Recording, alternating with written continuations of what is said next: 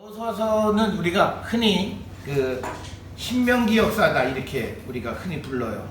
나중에 우리가 신명기 역사라고 하는 말의 의미가 뭐냐, 이거는 우리가 나중에 다시 한번 이제 살펴볼 터인데, 여호수아서가 신명기 역사서의 첫 번째 부분이에요.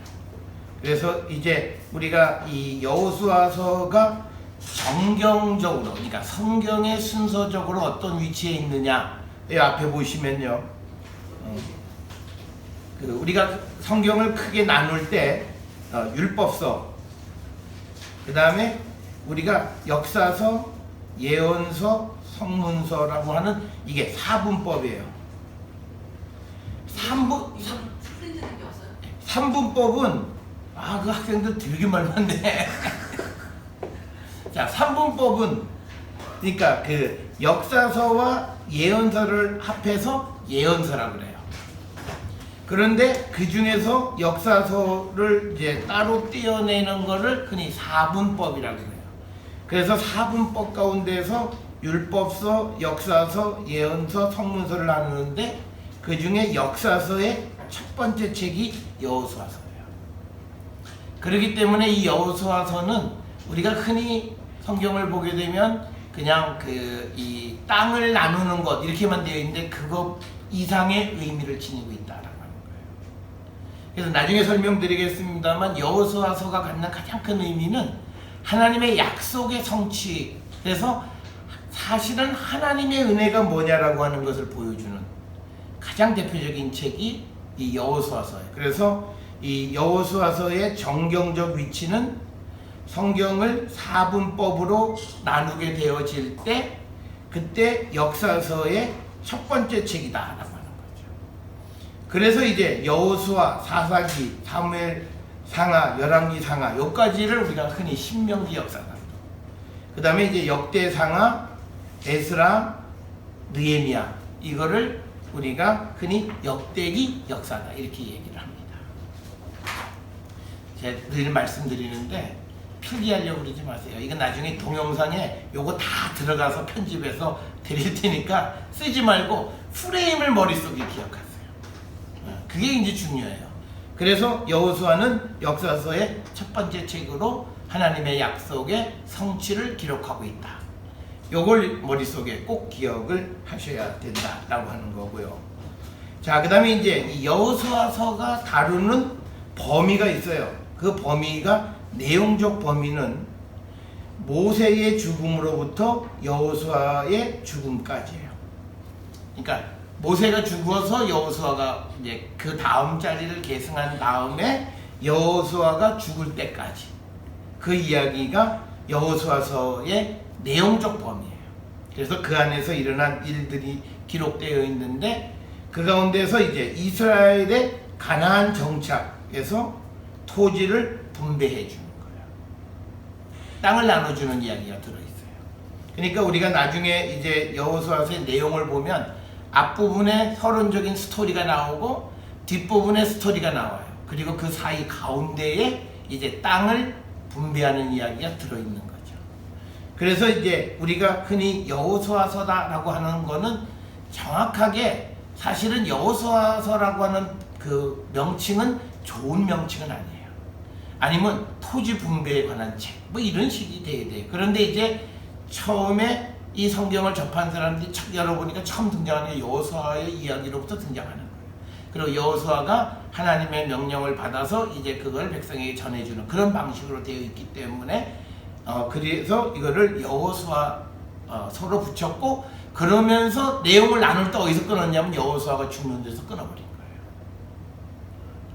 그러니까 그렇게 원래는 성경이 5경이 전부 다 두루마리로 그냥 줄줄줄줄 책이 낙권되어 있지 않아요. 다 붙어 있어요. 그걸 어디서 나누느냐라고 하는 것은 사람들이 어떤 관점을 가지고 끄는 거예요. 그래서 여호수아의 마치 죽음에까지는 사람들이 이건 여호수아서라고 하는 제목을 생각하니까 여호수아가 이제 영토를 분배하고 마지막 죽을 때까지의 이야기로 그 내용을 제안한 거예요. 그래서 우리가 가지고 있는 이 여호수아서에는 여호수아 모세의 죽음으로부터 시작을 해가지고 여호수아의 그 죽음에까지 그 내용이 그 시간적 내용은 그렇고 사실 실질적인 내용은 토지 분배라라고 하는 거죠. 그러니까 가나안 땅에 들어가서 하나님께서 이스라엘 백성들에게 그 가나안 땅에 그 땅을 토지를 분배하는 사건. 그래서 흔히 어떤 이들은 이 여호수아서를 오경에 붙여야 된다 이렇게 얘기해요. 왜냐면 아브라함한테 하나님께서 약속이 뭐냐면 가나안 땅을 주겠다라고 하셨는데 그 주신 약속이 이루어진 게 여호수아서예요. 그래서 그 이 여호수아서를 이 붙여서 그 이 육경이라고 하는 그런 주장을 하는 이유가 바로 약속과 그 성취라고 하는 그런 부분에서 그런 주장을 하기도 한다라고 하는 것을 여러분이 기억을 하시면 되겠습니다. 그 다음에 이제 이 시대적으로는 이 시대의 가장 큰 건 뭐냐면요. 정착으로부터 사사 이전 시대까지. 우리가 사사 시대는 앞에 있는 그 사사기. 우리가 이스라엘 역사에서 여호수아 다음에 나오는 사사기. 그러니까 사사들의 활동 직전까지 이야기를 다루고 있는 것이 이제 여호수아서다라고 하는 것. 그거를 여러분들이 기억을 하시면 되겠어요. 자, 그 다음에 이제 이 여호수아서가 갖는 특징이 있어요. 여러 가지 이제 여호수아서만이 갖는 특징들이 있는데 그 특징 가운데 가장 중요한 거는 여호수아서는 구약 성경 그리고 성경 전체에서 전쟁에 관한 이야기가 제일 많이 나오는 책이에요. 그러니까 항상 왜냐면 땅을 정복하기 위해서 계속 끊임없이 전쟁을 하는 거예요. 그래서 구약 성서 가운데에서 전쟁에 관한 이야기가 가장 많이 기록된 책이 바로 여호수아서다라고 하는 거고요. 또 하나는 그 여호수아서는요, 구약 성경 가운데에서 이스라엘 즉 오늘날 가나안 땅에 대한 정보를 가장 많이 지리적 정보를 가장 많이 포함하고 있어요. 그러니까 어느 지파의 땅은 어디서부터 어디까지고 그리고 땅 그 도시 목록이 쫙 기록이 되어 있어요. 그래서 특별히 여호수아서 15장부터 유다 지파의 땅을 나누는 그 이야기 15장, 16, 17, 18, 19 거기까지가 주로 땅을 지파별로 나누는 그 이야기를 기록하고 있고 지리적인 정보가 가장 많이 들어있는 책 가운데 하나다. 그래서 우리가 이 여호수아서를 공부할 때 가장 중요한 건 뭐냐면 이스라엘 지리에 대한 정보를 지명을 하나씩 확인하면서 우리가 성경을 읽어가야 된다. 우리가 대부분 유다 지파의 땅 그러면 거기에 보면 아주 도시들이 굉장히 많이 나와요. 그걸 일일이 다 짚어가면서 읽어보질 않아요. 그거는 평생 한두 번만 하면 돼요. 그런데 여기 지금 여호수아서에 나오는 이 지명들이 나중에 구약 성경에 다 나와요.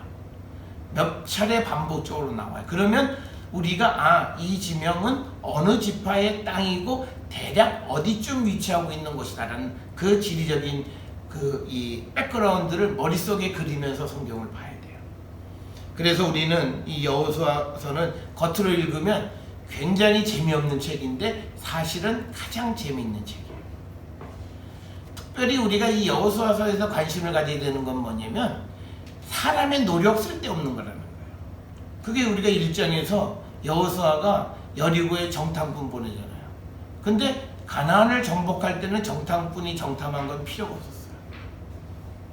우리 성경을 잘 읽어보면요, 우리가 이 가데스 바네아에서 헤브론 쪽으로 가나안 땅 정탐꾼은 하나님이 보내라고 그랬어요. 그래서 이 여호수아가 갔다 왔잖아요. 그런데 이제 나중에 여호수아가 지도자가 되는 입장에서 자기가 하나님의 음성을 듣지 못하니까 경험에 의해서 살아요. 그러니까 망해요. 쓸데없는 짓을 한다는 거예요. 뭐 졌다 이건 없어요. 그렇지만 여호수아가 여리고에 정탐꾼 보낸 거는 자기가 보낸 거예요. 경험으로. 그래서 열심히 뭐 죽을 고비도 넘기고 돌아와서 정보를 가져왔는데 그 정보는 전혀 쓸모가 없어요. 왜? 하나님은 다른 방법으로 그 여리고를 정복시키세요. 이게 굉장히 중요한 책이에요. 그래서 하나님의 약속의 성취는 인간의 노력이 아니에요. 사람들이 많이 혼돈해요. 열심히 살아간다. 아니에요. 성경은 그거 아니는 거예요. 하나님이 주시는 일을 열심히 하는 거예요. 내가 선택해서 내가 열심히 하는 거는 헛짓. 그것 때문에 내가 다른 건 없어도 그게 내 인생에 아무 도움이 되지 않는 거예요. 그의 대표적인 이야기가 여호수아가 여리고에 정탐꾼을 보내는 이야기. 그래서 우리가 경험에 잡혀 살아가면 인생은 허비하게 살아요. 시간을 낭비해요. 그러니까 뭐냐면 이 여호수아가 경험이 있어서 그런 거예요. 그건 뭐냐면 자기가 가데스 바네아에서 하나님께서 모세를 통해서 정탐꾼을 보내라 했던 경험이 있었어. 근데 그 경험이 자기가 여리고를 정복할 때도 똑같이 그렇게 적용되느냐? 그건 하나님께 여쭤봐야 돼요. 그런데 사람들은 그렇겠거니 하고 해요. 그러니까 결국은 그 일은 아무 도움이 되지 않았어요. 괜히 정탐꾼이 안 잡혀서 안 죽었으니까 망정이지 자칫 잘못하면 그냥 생명만 잃을 뻔했던 거예요. 그래서 우리가 이 여호수아서에서 보여주는 세 번째가 뭐냐면 인간을 통치하시는 하나님의 위대한 신과 은혜를 증거하는 책이에요. 그러니까 이 여호수아서를 읽으실 때 이 관점을 여러분이 찾으셔야 돼요. 어디를 정복하고 어디와 전쟁을 해서 이기는 거는 군대가 많고 적고 여기에 달려있지 않다는 거예요.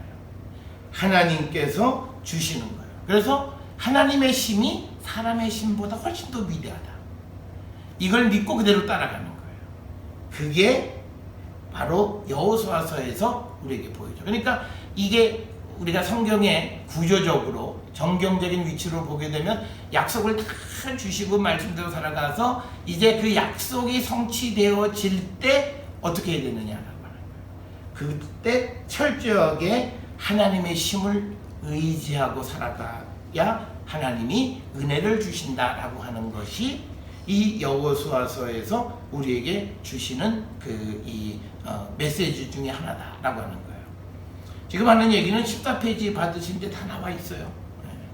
그러니까 이렇게 열심히 기록하실 이유가 없어요. 볼펜만 아깝습니다.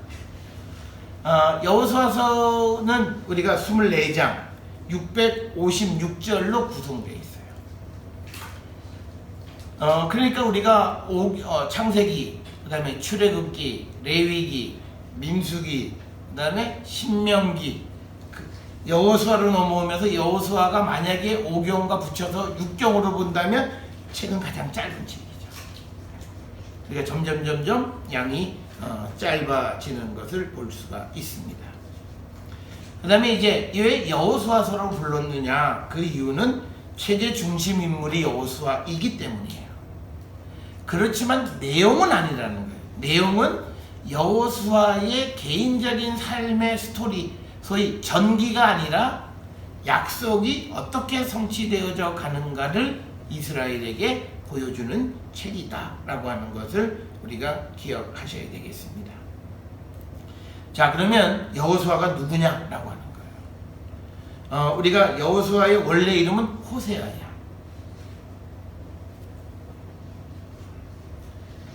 우리가 민수기 13장 8절이나 16절 그리고 신명기 32장 44절에 보면 호세아. 그런데 그 호세아를 여호수아로 바꿨죠. 그런데 이름의 뜻은 똑같아요. 이름의 뜻은 여호와가 구원하였다. 그러니까 이건 뭐냐면 상징적 의미가 있어요. 여호수아가 지도자가 돼서 가나안 땅을 들어가서 땅을 이제 정복하는 일을 기록하는데 이 모든 것은 여호와가 하셨다는 거예요. 그거를 여호수아라고 하는 사람의 이름 속에서 상징적으로 보여주는 거예요.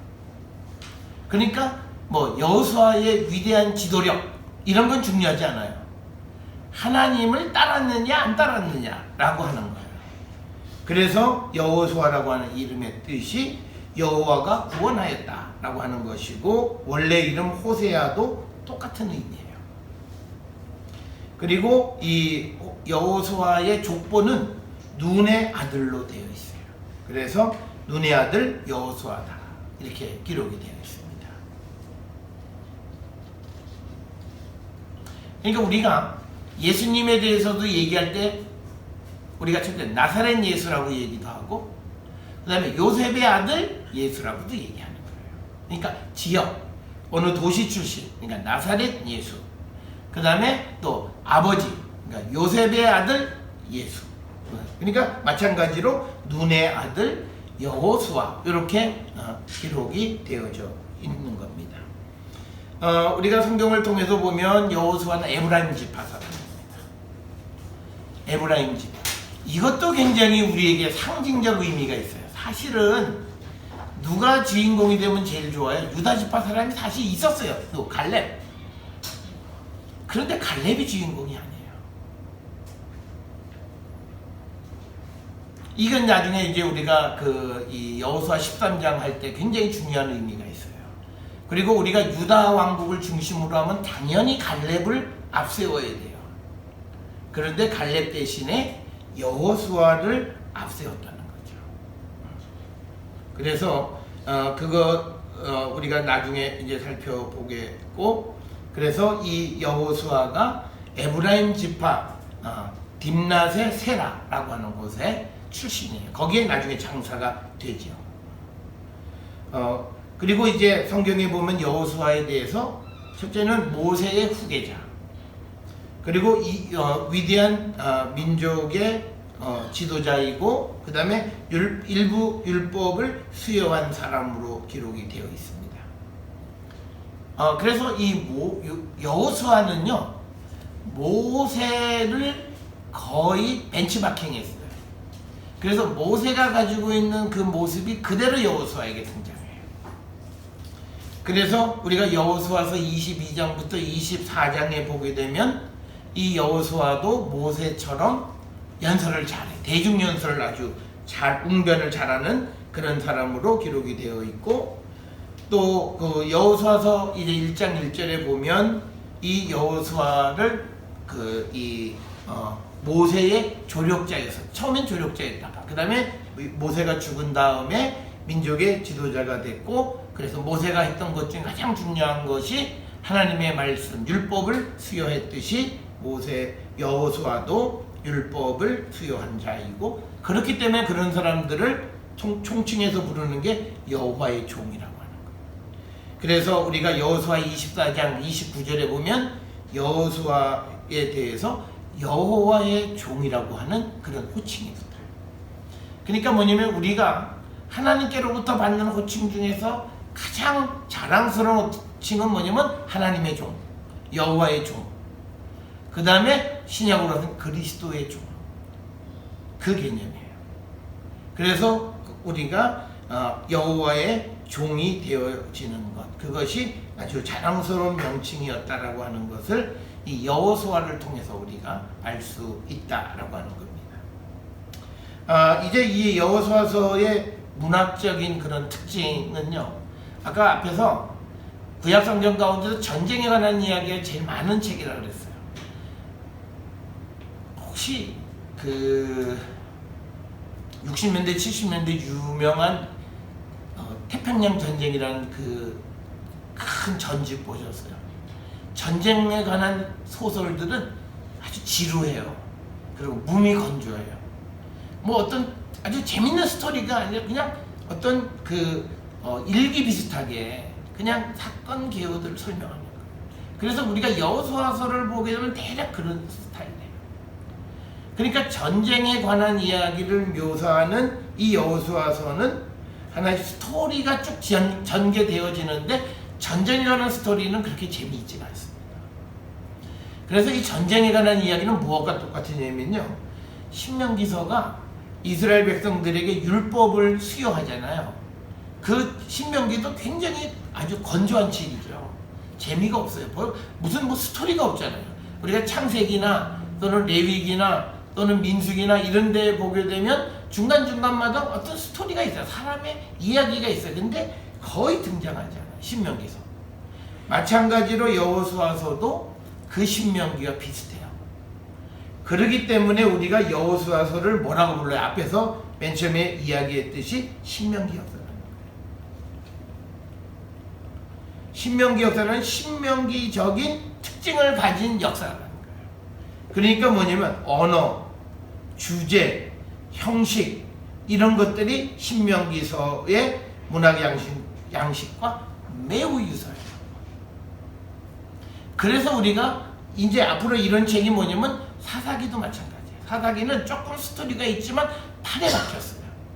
그 다음에 사무엘서도 스토리가 좀 긴 스토리지만 판에 박혀 있어요. 그 다음에 열왕기도 보게 되면 굉장히 그냥 왕들에 관한 이야기들이 아주 형식에 탁탁탁탁 맞춰서 기록이 되어 있어요.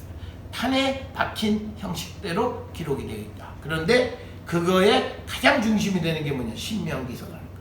그래서 그 열왕기, 그 여호수아, 사사기, 사무엘, 열왕기서를 신명기 역사라고 특별히 부르는 거예요.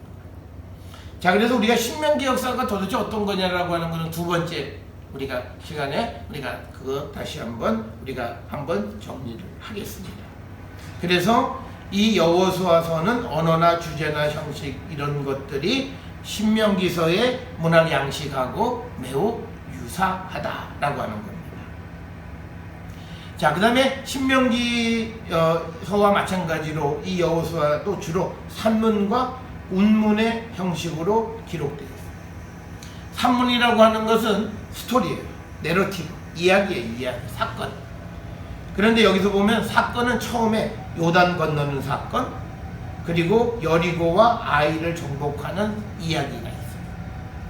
자, 이 첫 번째 1장부터 8장까지의 소위 스토리가 여호수아서가 보여주려고 하는 모든 주제를 다 얘기해요.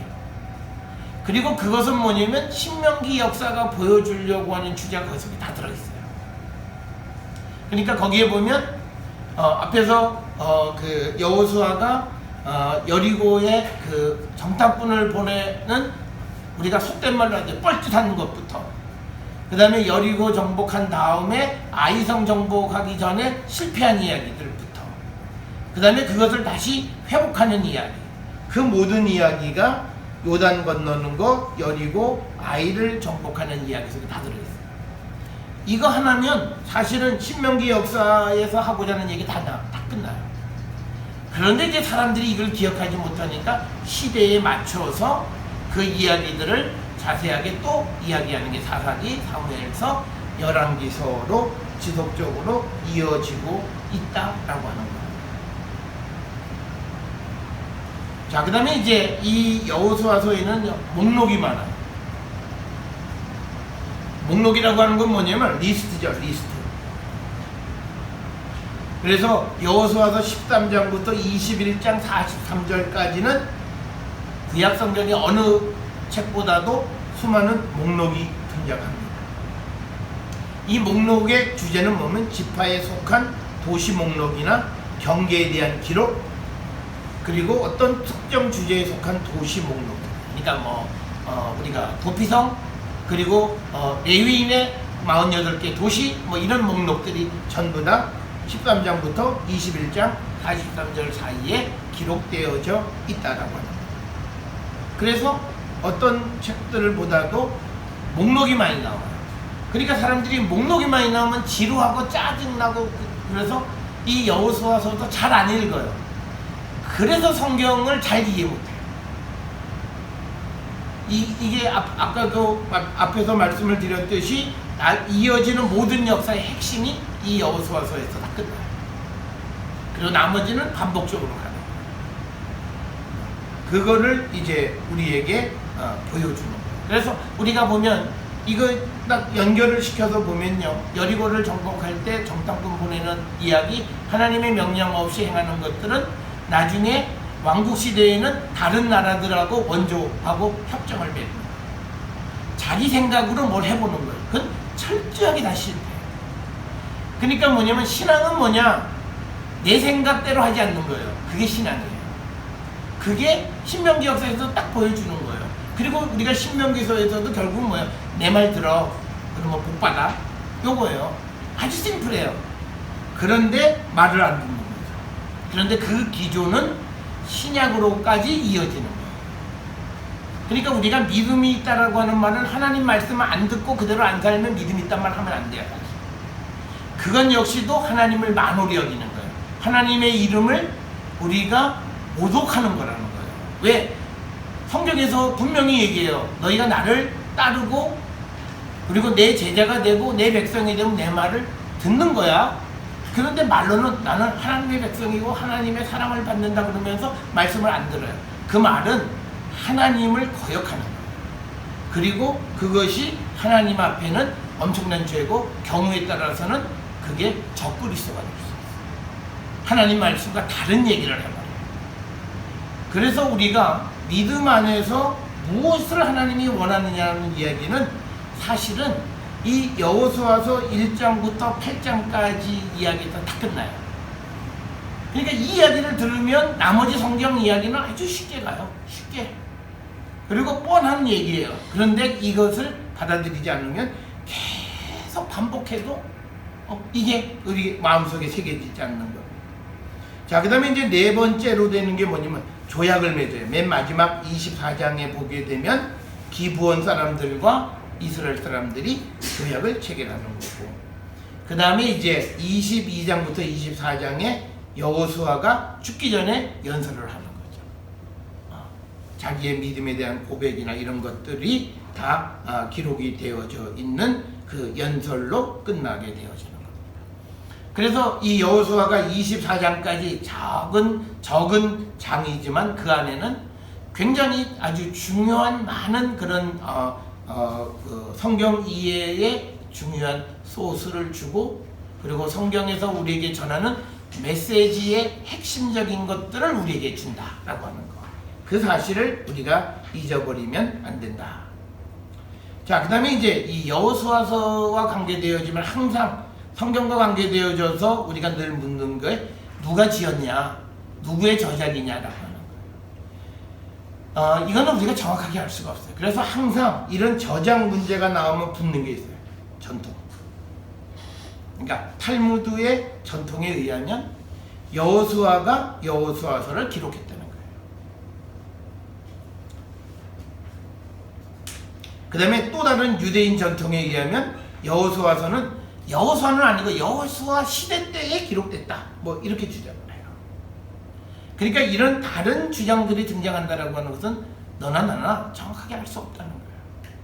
그래서 우리가 저작 문제가 성경을 공부하는 데서 많은 사람이 관심도 갖지만 또 대답하기도 제일 어려운 것이 저작에 관한 이야기다라고 하는 거예요. 그래서 이거는 그냥 사람들이 주장하는 거예요. 그거는 그냥 자칫 한 귀로 듣고 한 귀로 흘리셔야지, 여기에 딱 묶여버리면요 성경을 잘못 이해할 수도 있어요. 그래서 우리가 이 저작에 관한 것은 여러 가지 이야기들이 있는 거지 정답이 있는 것은 아니다 라고 하는 것, 그것을 기억을 하시면 되겠고요. 그 다음에 이제 이 여호수아는 크게 세 덩어리로 되어 있어요. 첫째는 1장부터 처음부터 12장 이야기는 가나안 정복에 관한 이야기예요. 가나안 땅을 어떻게 정복했다라는 거죠. 요단강을 건너서부터 정복하는 이야기예요. 그래서 이거는 정복을 한 거죠. 그 다음에 정복을 하면 그 다음에 뭐냐면 도시들을 분배하는 거죠. 가나안 땅을 분배하는 거예요. 그런데 그 다음에 이제 22장부터 24장은 이 여호수아서에서 가나안 요단 서쪽을 분배하기 전에 먼저 요단 동편의 두 지파 반이 땅을 먼저 받았잖아요. 그러면 동쪽에 거주하는 지파들과 조약을 맺어요. 그들과 관계해요. 그러니까 뭐냐면 이게 자칫 잘못하면 내가 먼저 선점했던 사람들이 이스라엘의 전통적인 커뮤니티에서 떨어져 나갈 수 있는 위험이 있으니까 요단 동편 사람들이 자기들도 같이 거기에 조인되기를 원해서 결국은 세겜의 조약을 맺는 이야기가 22장, 24장의 이야기입니다. 그래서 결국은 뭐냐면 요단강을 건너가서 땅을 분배받은 사람과 건너가지 않고 분배받은 사람들 사이의 관계를 이제 조약으로 협정을 맺어서 같은 개념으로 이해하려고 하는 거예요. 이런 구조로 우리가 되어져 있는 것이 여호수아서입니다. 자, 우리가 이제 여호수아서 이야기를 조금만 더 자세하게 보면요, 우리가 처음 1장부터 12장까지가 가나안 정복인데, 첫째는 1장부터 5장 12절까지가 요단 건너는 이야기죠. 그 다음에 5장 13절부터 8장 35절이 여리고와 아이를 정복하는 이야기예요. 아이를 정복하는 이야기 속에서 우리가 이제 실패하는 이야기들이 전리품 문제, 하나님 말씀대로 듣지 않았을 때의 문제. 어떻게 됐느냐? 그러니까 딱 첫 번째 사건이 뭐냐면요, 이게 전리품을 훔치잖아요. 그런데 그게 뭐냐면 자기 목적이 아니에요. 하나님 앞에 드리기 위해서. 그것도 안 된다는 거죠. 그러니까 하나님 앞에 드리기 위해서 우리가 나쁜 짓을 한다? 그건 하나님 앞에 하나님이 받지 않으신다는 거예요. 그러니까 오늘날 우리가 가지고 있는 잘못된 신앙 중에 하나가 뭐냐면, 내가 하나님 앞에 드리면 하나님이 그걸 받으셔서 날 용서하시겠다. 그거 아니라는 거예요. 우리가 처음부터 그것이 하나님 보시기에 정당하지 않은 것만 하나님이 아예 받지를 않으셔요. 그거는 그렇게, 그런데도 내가 그걸 모르고 계속 살아가는 인생은 하나님과 관계없는 인생이에요. 내가 아무리 교회를 가고 아무리 뭐 하고 하나님 뭘 해봤자 하나님은 넌 나하고 상관이 없어. 왜? 너는 내가 말한 다른 말씀들을 지키지 않았기 때문에 나하고 상관이 없다는 거예요. 그래서 하나님은 이스라엘 백성들에게 실패를 주세요. 그 이야기가 5장부터 8장까지 얘기해요. 그러니까 다시 한번 강조하는 게 뭐냐면, 신명기에서 강조한 게 있잖아요. 내가 너희들에게 명령한 명령을 듣고 지키고 행하면 복 받고 영원히 너희들이 복을 받고, 안 지키면 너희들이 그 땅을 들어가도 내가 망하게 할 거다. 그래서 우리에게 그 말씀을 듣고 지키는 행위의 중요성을 강조하는 것이 여리고와 아이성을 정복하는 이야기예요. 그 다음에 이제 9장부터 10장까지가 가나안의 이제 남쪽 중앙 지역을 정복하고, 그 다음에 10장 28절부터 43절에 남쪽 지역, 그리고 다시 11장에서는 북쪽 지역으로 진출해서 가나안 전체를 정복하는 거예요. 그러니까 어떻게 되냐면, 가나안의 가운데로 들어왔다가 이 지도가 여기 있어요. 이게 이제 여리고잖아요. 여리고로 들어와서 가운데로 들어왔다가 남쪽에서 다시 북쪽으로 올라가는 거예요. 땅을 정복하는 과정이. 우리 생각에는 이렇게 해서 이렇게 쫙 내려오면 제일 편해요. 그런데 이것조차도 사람의 편의로 가는 게 아니라는 거예요. 하나님이 지시하시는 거, 어떻게 보면 여리고로 넘어와서 그 다음에 예루살렘 이제 남쪽으로 내려와서 다시 북쪽으로 올라가는 거는 우리가 요즘 스티피드한 거예요. 이게 위에서부터 좀 정리해서 차차차차 내려가고, 그건 우리 생각이에요. 하나님은 하나님의 계획. 그래서 뭐냐면 우리가 길, 방법의 불편함을 감수하는 거예요. 이게 순종이에요. 우리는 길과 방법을 편하게 만들어 가려고 해요. 이게 불순종이에요.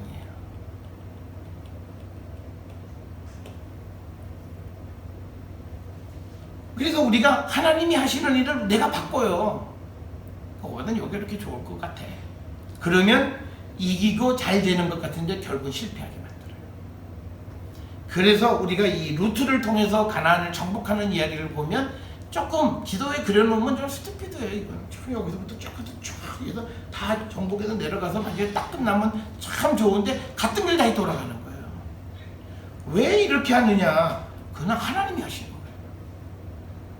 여러분, 우리가 이스라엘 백성들이 가데스 바네아에서 이제 범죄한 다음에 이제 에돔길로 가니까 길이 나빠서 하나님을 원망하잖아요. 그러니까 뭐예요? 민수기 21장에서 뱀을 보내서 다 죽여버리시잖아요.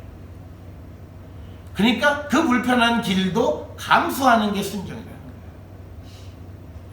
그거를 우리가 이 지금 가나안 땅을 정복하는 그게, 우리는 정복했다 안 했다 이것만 관심이 있어요. 그게 아니라 가는 루트 하나하나를 따져보게 되면 짜증 안 내고 따라가는 거예요. 그냥 하나님이 가라고 하는 대로 그냥 인도함을 받고 가는 거예요. 그것을 우리에게 보여주는 것이다 라고 하는 거예요. 그래서 우리가 순종이라고 하는 것이 뭐냐라고 하는 것을 배울 수 있는 가장 좋은 책 가운데 하나다. 그래서 하나님의 능력과 그 다음에 인간에 대한 통치, 그건 뭐냐면 인간은 하나님의 통치를 받아야 한다는 얘기고 거기에 나타난 하나님의 은혜를 가르쳐주는 책이 여호수아서다. 그 다음에 이제 11장 16절부터 그 다음에 12장 24절의 정복에 대해서 서머라이즈예요. 우리가 신명기 역사의 특징이 있어요. 한 유닛이 끝나면 서머라이즈예요. 그 서머라이즈 하는 방식이 뭐냐면 어떤 사람의 연설이에요. 예를 들어서 우리가 성경을 쭉 읽다 보면 모세가 죽기 전에 연설하고 여호수아 죽기 전에 연설하고 또 그 다음에 이제 사무엘도 죽기 전에 연설하고 다윗도 죽기 전에 연설하고 이런 식으로 가는 거예요. 그러니까 연설을 통해서 서머라이즈 하는 거예요. 그래서 여기에서도 11장 16절부터 12장 24절에 정복에 대한 요약적인 내용이 기록되어져 있다라고 하는 겁니다. 그러면서 이제 본격적으로 13장부터 21장 43절까지가 분배예요. 이 분배는 다른 말로 얘기하면 성취죠. 하나님의 약속이 구체적으로 실현되는 게 땅을 나누는 거예요. 왜냐면 아브라함에게 우리가 창세기 12장에서 이 땅을 너희 후손에게 줄 거다라고 약속하셨어요. 그 약속이 이루어진 게 이 가나안에서 지금 13장 1절부터 21장 43절에서 약속이 성취되는 거예요. 그러니까 사실은 이 이야기가 가장 드라마틱한 거예요. 그리고 여기서 우리가 뭘 보냐면 희망을 보는 거죠. 어떻게 하나님의 약속을 받는가라고 하는 거예요. 그리고 어떻게 하면 우리가 하나님의 약속에서부터 멀어지는가, 이걸 우리에게 아주 단적으로 보여주는 것이 13장부터 21장 43절까지다라고 하는 거예요. 13장에 보면 정복하지 못하고 남은 땅들이 있어요. 아직 이런 땅은 정복하지 못했다. 그 다음에 7절부터 33절은 요단 동편 지파의 기업들에 관한 이야기예요. 먼저 말했잖아요. 그리고 이제 14장 1절부터 19장 51절이 가나안 땅. 이건 뭐냐면 요단 서편이라는 뜻이죠. 요단 서쪽 땅을 이제 9와 2분의 1 지파가 나누는 거예요. 정확하게. 왜냐면 요단 동편에서 2와 2분의 1 지파가 땅을 분배해 받았잖아요. 그러니까 요단 가나안 땅은 9지파 반이 땅을 나누는 거예요. 그 다음에 이제 20장에서는 도피성, 21장에서는 레위인의 도시에 관한 이야기예요. 이 레위인의 도시는 결국 뭐예요? 레위인들에게 주는 목과 같은 개념이에요. 레위인들이 땅을 분배 지파별로 어떤 특정 지역을 받지는 못하지만 이 가나안 땅의 그 12지파가 분배받은 땅 안에서 4도시씩 48도시를 레위인들의 도시로 분배받는 거예요. 그러니까 이거는 결국은 레위인들에게 주어지는 목과 같은 거다라고 하는 거죠. 그래서 이제 이야기가 끝나고 특별히요, 이 가나안 땅을 나누는 이 14장부터 보게 되면요, 제일 먼저 땅을 나누는 게 유다 지파, 그 다음에 16장에 에브라임 지파, 그 다음에 17장에 므낫세 지파, 그 다음에 18장, 19장에 이제 7지파 영토 분할을 이제 하는 거예요. 나머지 이제 지파죠. 여기서 이제 3지파가 됐죠. 그 다음에 이제 베냐민, 시몬, 스불론, 이사갈, 아셀, 납달리, 단 지파까지 땅을 나누는 겁니다. 그래서 여기에 7지파죠. 네, 7지파죠. 그러니까 보면 요 유다, 에브라임, 므낫세가 메인이에요. 메인. 얘가 메인이고요. 얘네들은 서브예요. 참 미안하지만 땅을 분배하는 이야기를 기록할 때, 이 기록할 때는 이미 우리가 시대적으로 언제냐 뭐 논쟁의 여지는 있지만 후대 기록했으니까 이미 다 알아요. 그래서 역사의 주인공은 유다와 북쪽 이스라엘, 에브라임, 므낫세일 거예요. 그러니까 역사를 기록할 때는 항상 유다, 에브라임, 므낫세예요. 그 다음에 나머지 좀 속된 말로 하면 떨거지들이 18장부터 19장까지가 떨거지 지파들이에요. 왜냐면 이들은 베냐민을 나중에 빼놓고는 별로 역사상에 아무 역할도 못한 거죠. 그래서 여기서 보게 되면 이게 10지파가 된 거예요. 10지파인데 얘는 요단 동편에다 반지파를 나눠주죠. 반지파. 반이 그러니까 9와 2분의 1 지파죠. 9와 2분의 1 지파의 영토를 분배하는데 순서가 유다부터. 그러니까 이게 뭐냐면 신명기 역사의 특징은 뭐냐면 유다 중심이에요. 모든 것의 시작이 유다 중심이에요. 그 다음에 떨거지들을 기록할 때도 누구부터 기록하냐면 베냐민, 유다와 가까운 거죠. 우리가 나중에 유다, 베냐민 이렇게 붙어가잖아요. 그러니까 가까운 베냐민부터 기록하고 그 다음에 또 가까운 게 누구예요? 시몬. 시몬은 누구예요? 유다 지파의 땅에서 분배받았어요. 그러면 이 두 지파는 누구에게? 유다에 아주 가까운, 그래서 프로 유다적인 입장을 취하는 사람들이 앞에 기록되고 나머지는 이제 북쪽에 기록이 되는 거예요. 특별히 이 단지파는요, 원래는 에브라임하고 유다하고 붙어 있는 소위 지중해 변에 있다가 하도 옆에서 나라들이 뭐 이렇게 막 강력하게 나타나니까 단지파가 이주해 간 거예요. 북쪽으로 이주해 간 거예요. 그러니까 이주해 간 사람들은 맨 나중에 기록한 거예요. 이 말은 뭐냐면 원래는 자기 땅에 해놨다는 거죠. 원래 자기가 분배받은 땅을 잃어버리고 쫓겨간 거예요. 여러분, 그래서요 19장 40절 한번 보세요. 여호수아서.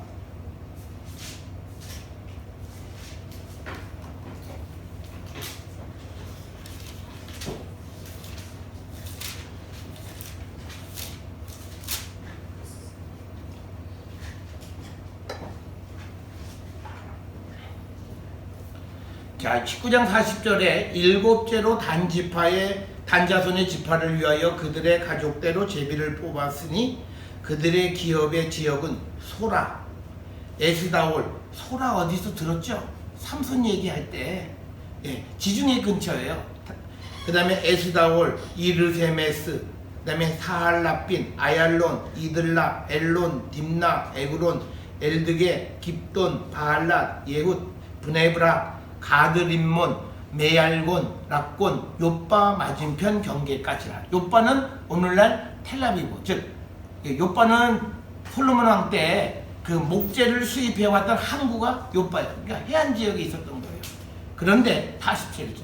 그런데 단 자손의 경계는 더욱 확장되었으니 이는 단 자손이 올라가서 레셈과 싸워 그것을 점령하여 칼날로 치고 그것을 차지하여 거기 거주하였습니다. 그들의 조상 단의 이름을 따라서 레셈을 단이라 하였으니 단 자손의 지파가 그에 딸린 가족대로 받은 기업은 이 성읍들과 그들의 마을들이었더라. 이게 어떻게 되냐면요, 아까 우리가 지도에서 보게 되면요, 원래 이 이스라엘에서 단이 받은 것은 요빠가 이 근처예요. 이게 단지파의 땅이었어요. 그런데 이 단지파 근처에 가사를 중심으로 해서 이게 뭐냐면 블레셋이. 그리고 위는 여기는 유다 지파예요. 여기 뭐 베냐민이 있고, 그다음에 여기에 에브라임이 있고, 그다음에 므낫세가 있고.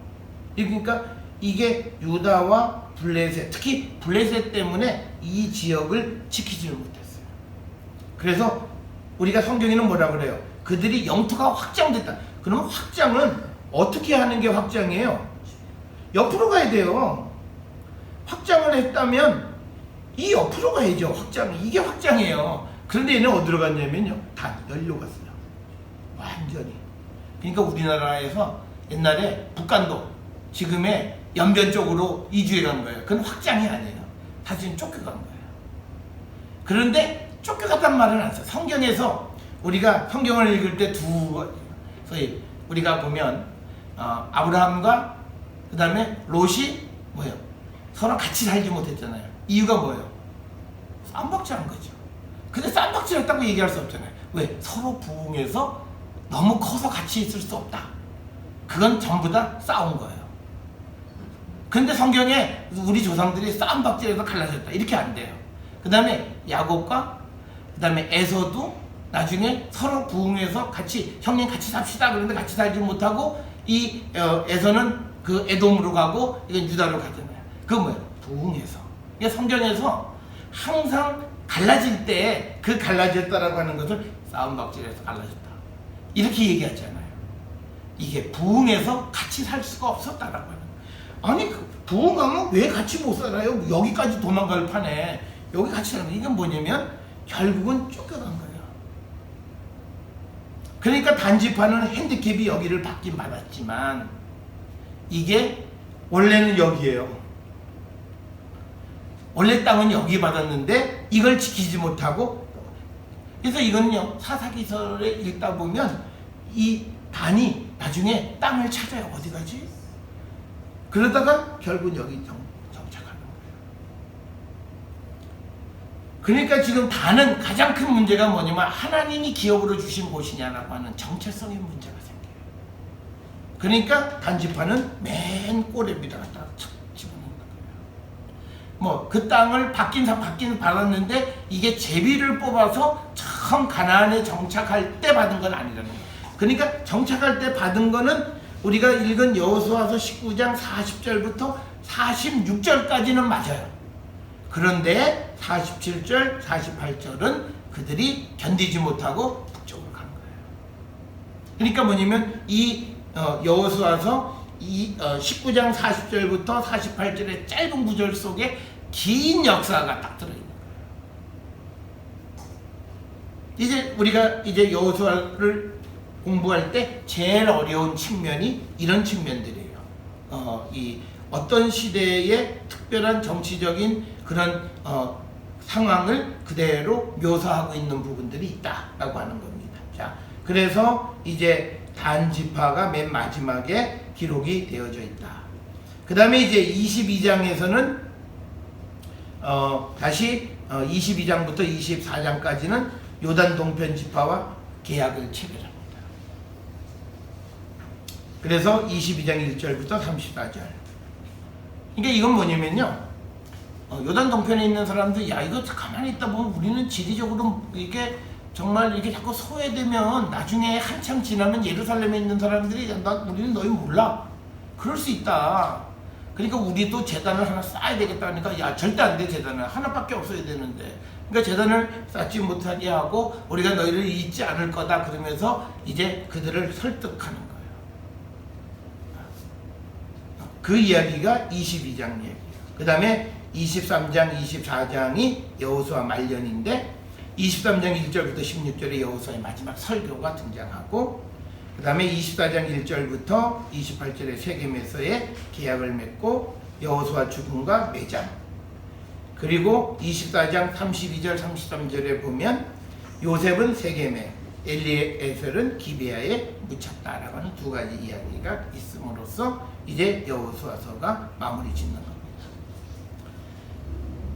우리가 그 여호수아서뿐만 아니라 그 신명기 역사를 기록할 때요, 항상 기록하는 방식이 있어요. 남쪽에 유다 베냐민이 우선이에요. 1차적 관심이에요. 유다 베냐민. 그리고 북쪽에서는 므낫세 에브라임이에요. 이게 1차적 관심. 2차적 관심은 이 남쪽에서는 시몬이에요.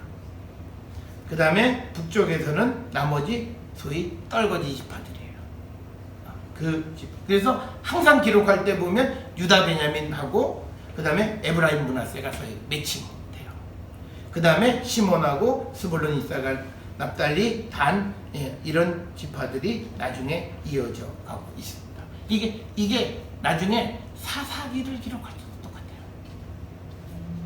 그러니까 보이지 않게 이 전통이 깔려 있어요. 그래서 우리가 그런 걸 통해서 여호수아서로부터 열왕기서까지를 우리가 흔히 신명기 역사다 이렇게 부르게 된 이유도 바로 그런 이유다라고 하는 겁니다. 여호수아서의 이제 마지막 주제, 신학적 주제는요, 처음에 말씀드렸어요. 가장 중요한 거예요. 약속과 성취예요. 하나님의 약속이 성취되어지는 죄예요. 그러니까 여호수아서가 땅에 관계되어지는 이야기가 많으니까 우리는 짜증내서 읽지만, 그런데 하나님이 이스라엘에게 준 축복 중 하나가 뭐냐면 이 땅을 주겠다고 하시는 그 땅을 받는 이야기예요. 이게 클라이맥스예요. 굉장히 중요한 부분이에요. 그래서 하나님의 약속이 어떻게 이루어지는가를 우리에게 가르쳐주는 첫 번째 주제가 바로 이 여호수아서이고, 두 번째는 땅은 하나님이 주신 선물이에요. 그래서 매매할 수가 없어요. 매매를 하더라도 하나님이 원천적으로 주신 그 지파 안에서만 매매해요. 지파 내에서 매매할 수 있어요. 우리가 땅을 전혀 팔 수 없는 게 아니에요. 우리가 이 이야기를 할 수 있는 게 뭐냐면, 우리가 예레미야가 옥에 갇혀 있을 때 땅을 사잖아요. 그러니까 우리가 흔히 얘기해서 성경에 등장하는 그 아주 원초적인 땅 장사꾼이 누구냐? 예레미야예요. 그러니까 나라가 막 쳐들어오니까, 외국에 나라가 쳐들어 땅값이 폭락하니까 야, 땅 사둬라. 그래서 땅을 막 해서 조카를 통해서 이제 땅을 사는 이야기가 등장해요. 그러니까 뭐냐면 지파 내에서 매매는 가능해요. 그런데 지파 밖으로 땅을 파는 건 안 되는 거예요. 그 이유는 뭐냐면 땅은 하나님이 주신 선물이에요. 그러니까 우리가 여기서 중요한 건 뭐냐면요, 하나님이 우리에게 주신 선물을 함부로 다루면 안 돼요. 그게 무엇이든지 간에 내게 주신 것, 이게 우리가 하나님이 내게 은사다, 뭐 은혜로 주셨다라고 고백하는 것은 함부로 옮기면 안 돼요. 그걸 우리가 꼭 기억하셔야 돼요. 그런데 우리는 그걸 너무 쉽게 생각해요. 그래서 이 땅은 하나님이 주신 선물이라고 하는 거. 또 하나는 땅을 줬다라고 하는 것은 떠들던 사람들에게는 안식이에요. 그러면 약속이 성취된다라고 하는 개념은 뭐냐면 우리에게 안식을 준다는 거예요. 자, 오늘 우리에게 주신 약속은 뭐예요? 하나님의 나라, 영원한 하나님의 나라에 대한 영생에 대한 약속을 주셨어요. 그래서 우리가 하나님 나라에 가면 우리가 뭐예요? 영원한 안식을 누리는 거예요. 그 주제가 여호수아서에 등장하는 거예요. 지금까지는 이 사람들이 뭐 했어요? 사막이나 지역을 움직이면서 농사도 못 졌잖아요. 만나 메추라기를 늘 먹고 그걸로 그냥 하루하루 때우는 거였어요. 그런데 이제 하나님이 땅을 주시고 그 땅에 거주하게 하심으로 안식을 누리게 해주셨다는 거예요. 그러니까 약속의 성취는 안식이에요. 그게 하나님이 주신 그곳에서 우리가 안식을 누리는 거고, 오늘 우리에게 주시는 하나님 주신 선물은 영생, 천국에서 우리가 영원한 안식을 누리는 그 주제가 여호수아서에서의 주제와 똑같은 거예요.